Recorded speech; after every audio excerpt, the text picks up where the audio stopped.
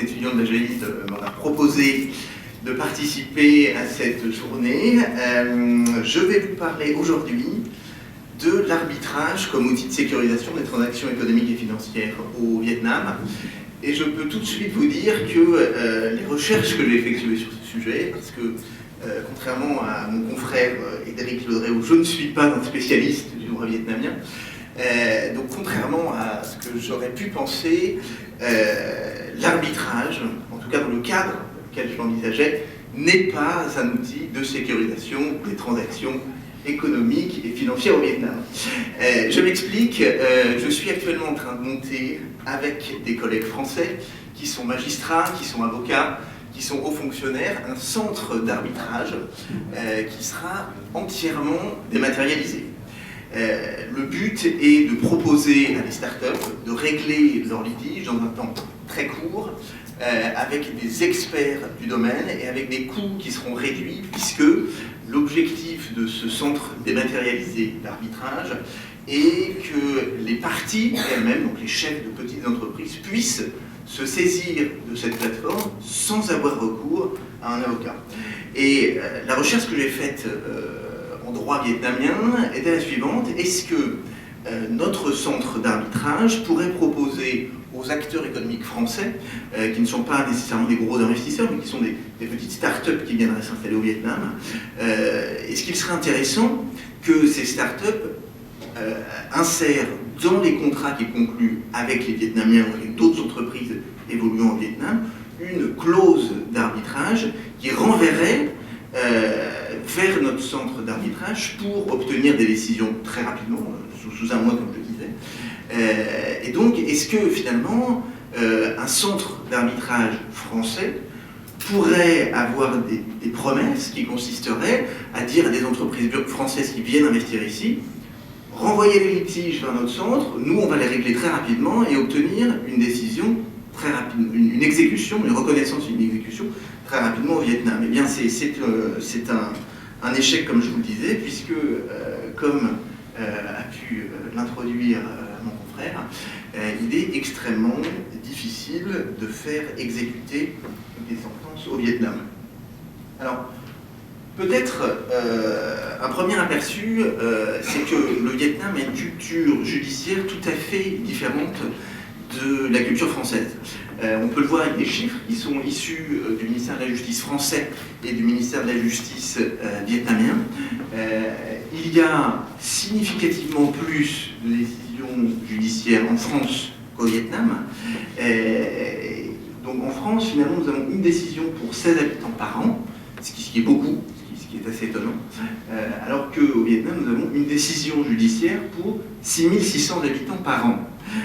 Donc évidemment, on peut voir qu'il y a une culture judiciaire différente. Les Vietnamiens se saisissent moins des tribunaux que les Français. Je ne voudrais pas m'aventurer dans des explications sur les fondements de ces chiffres. Je pense que mes confrères qui travaillent ici depuis plus longtemps pourraient beaucoup mieux expliquer. Mais cela montre en tout cas que les litiges ne sont pas réglés de la même manière au Vietnam, puisque assurément il y a une vie économique au Vietnam et donc il y a des litiges commerciaux.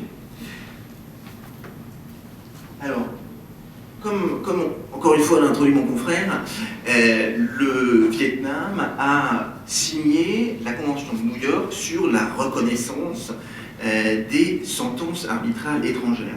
Il y a donc, en théorie, un cadre qui permet la reconnaissance des sentences étrangères au Vietnam. Alors, cette Convention de New York, pour vous la présenter succinctement, puisqu'elle est aujourd'hui en vigueur au Vietnam, a deux principales conséquences. La première conséquence, c'est la reconnaissance des effets des conventions d'arbitrage, c'est-à-dire que lorsque, à l'étranger, où un étranger et un Vietnamien auront signé une convention d'arbitrage, c'est-à-dire une clause compromissoire ou un compromis, renvoyant le litige en vue de sa résolution à un arbitre ou à un centre d'arbitrage, eh bien, le Vietnam dit désormais, je reconnais la validité de ces conventions et en reconnaissant la validité de ces conventions, ils acceptent de reconnaître l'incompétence de leur juridiction étatique lorsque les parties à un litige ont signé cette convention d'arbitrage. C'est la conséquence directe, mais ça nous permet de voir que, effectivement, pour l'État, il se démet au profit d'un juge privé d'une compétence régalienne qui est celle de trancher les litiges entre deux parties. La deuxième conséquence de cette convention de New York, c'est la reconnaissance et l'exécution des sentences arbitrales étrangères qui devraient être reconnues et exécutées dans des conditions qui sont similaires. Le texte de la Convention de New York a une terminologie un petit peu particulière, puisqu'il indique qu'il ne sera imposé de conditions sensiblement plus rigoureuses ni de frais de justice sensiblement plus élevés pour la reconnaissance d'une décision étrangère par rapport à la reconnaissance d'une décision nationale. Le terme sensiblement, évidemment, se prête à des interprétations difficiles, mais l'idée, c'est qu'on peut, en principe, faire reconnaître une sentence arbitrale étrangère facilement, presque de la même manière qu'une sentence arbitrale nationale. Et puis, cette convention de New York indique également que dans l'État, les motifs de refus de reconnaissance de la décision étrangère sont limités à un certain nombre de raisons.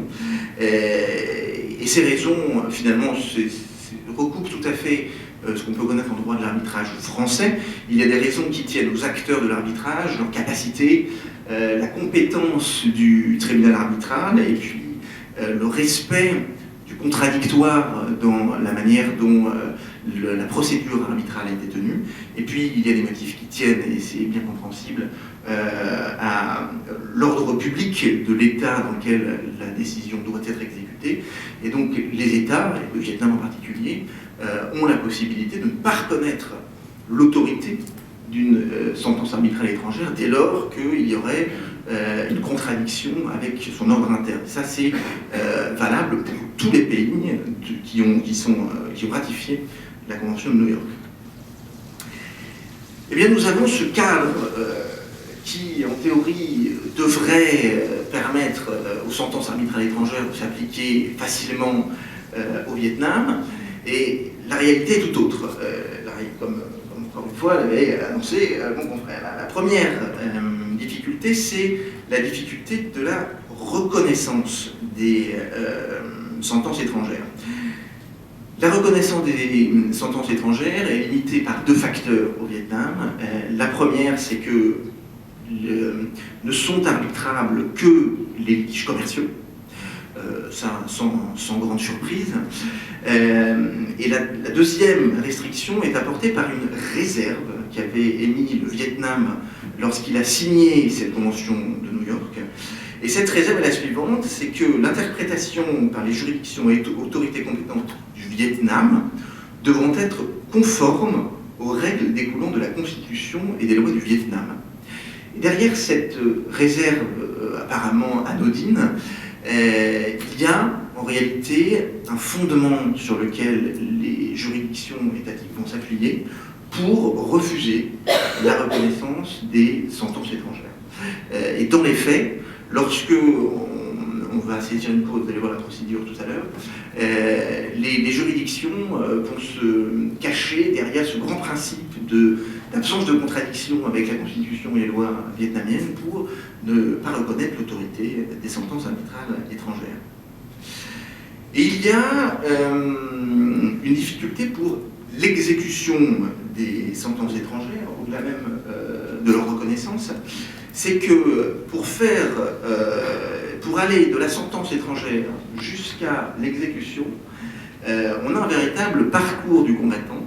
Donc c'est vraiment sensiblement plus difficile de faire reconnaître une sentence étrangère qu'une sentence vietnamienne. Alors peut-être une petite digression assez intéressante, c'est que l'arbitre vietnamien, enfin l'arbitre d'un tribunal arbitral vietnamien, qui peut également être un arbitre étranger en réalité, rend une sentence nationale vietnamienne, et cette sentence n'a pas besoin d'être reconnue préalablement par l'État pour avoir immédiatement une autorité sur le territoire vietnamien. C'est particulier parce que, en théorie de l'arbitrage français, l'arbitre a le pouvoir de juridiction, mais la sentence doit être revêtue de l'exéquatur, c'est-à-dire être passée entre les mains d'un juge français, pour que cette décision ait l'imperium. Alors que l'imperium, c'est-à-dire le pouvoir de s'imposer dans les faits par la force publique. Alors qu'au Vietnam, les sentences vietnamiennes disposent directement de cette autorité sans même avoir reçu l'exéquatur. C'est un point assez intéressant qui différencie le droit français et vietnamien de l'arbitrage. Mais donc, en ce qui concerne les sentences étrangères, on le voit, la sentence étrangère doit d'abord passer dans les mains des fonctionnaires du ministère de la Justice, qui renvoie ensuite vers une juridiction étatique. Et puis, il y a également une institution que nous ne connaissons pas en France, c'est une institution publique qui est chargée de l'exécution des décisions de justice étatique vietnamienne, mais également de l'exécution des sentences arbitrales étrangères. Et à chacune de ces étapes, vous avez la possibilité que votre dossier, évidemment, ne soit pas finalement pris en compte, qu'il y ait des retards, que les juges considèrent qu'il y a une contrariété avec l'ordre public étatique. Et donc, dans les faits, c'est extrêmement difficile d'obtenir l'exécution d'une sentence arbitrale étrangère.